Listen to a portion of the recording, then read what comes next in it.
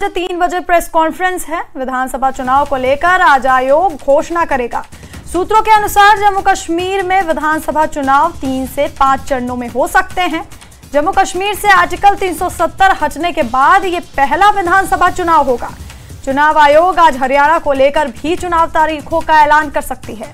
पिछली बार महाराष्ट्र, हरियाणा और झारखंड के चुनाव एक ही साथ हुए थे।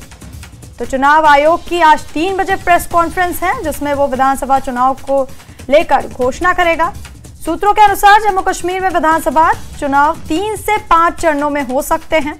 जम्मू कश्मीर से आर्टिकल 370 हटने के बाद ये पहला विधानसभा चुनाव होगा।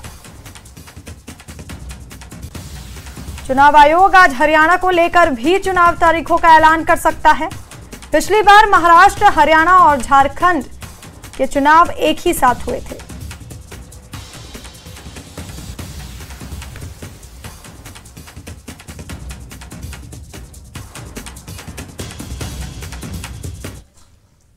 वहीं जम्मू कश्मीर के पूर्व उप मुख्यमंत्री कविंद्र गुप्ता ने कहा कि बीजेपी चुनाव के लिए तैयार है। उनका दावा है कि पार्टी आगामी विधानसभा चुनाव में जीत दर्ज करेगी।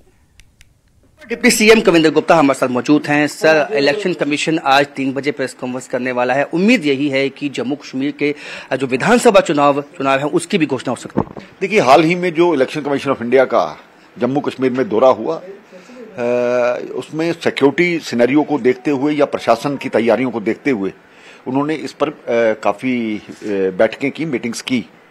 तो हम भी यही चाहते हैं कि आज जो ऐलान होने वाला है उसमें जम्मू कश्मीर के इलेक्शन डिक्लेयर हों। बड़ी देर से उत्सुकता भी है।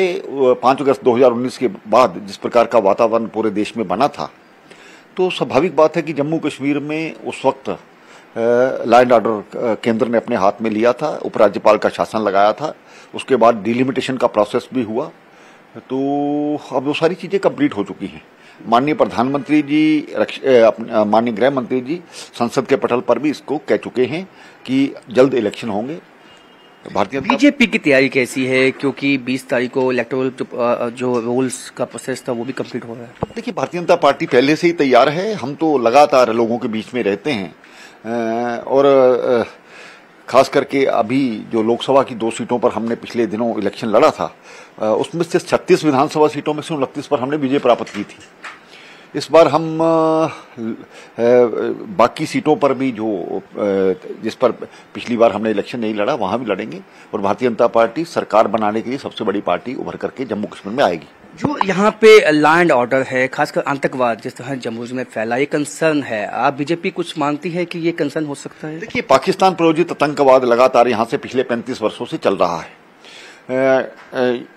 जो पत्थरबाजी, रोजमर्रा के कैलेंडर जारी होते थे, हुर्रियत और जमात जैसे जो संगठन थे, उन पर रोक लगाई गई है।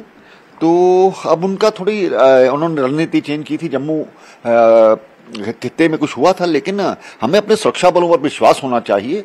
वो अपना बलिदान देकर के भी काम कर रहे हैं। कभी कभी वो कामयाब भी हो जाते हैं, लेकिन इसका अर्थ ये नहीं है कि हम उनके लिए अपने सुरक्षा बलों को उन पर क्वेश्चन मार्क उठाएं। वो आज भी सक्षम थे, पहले भी सक्षम हैं और जम्मू कश्मीर में की शांति व्यवस्था के लिए वो एक बहुत बड़ा रोल निभाने वाले हैं। एक अंतिम सवाल, विधानसभा चुनाव में बीजेपी क्या टारगेट सेट करती है पहले? देखिए, हम सरकार बनाएंगे और कोशिश ये है कि अपने बलबूते पर बनाएं। बाकी कोई लाइक माइंडेड पार्टी आएगी, केंद्र तय करेगा कि कौन आना चाहता है, तो उसी आधार पर निर्णय लिया जाएगा। तो विधानसभा चुनाव की घोषणा होनी चाहिए और यदि घोषणा होती है तो बीजेपी अपने बलबूते पे ही जम्मू कश्मीर में अगली सरकार बनाएगी। कैमरामैन नारायण दत्त के साथ न्यूज़ 18।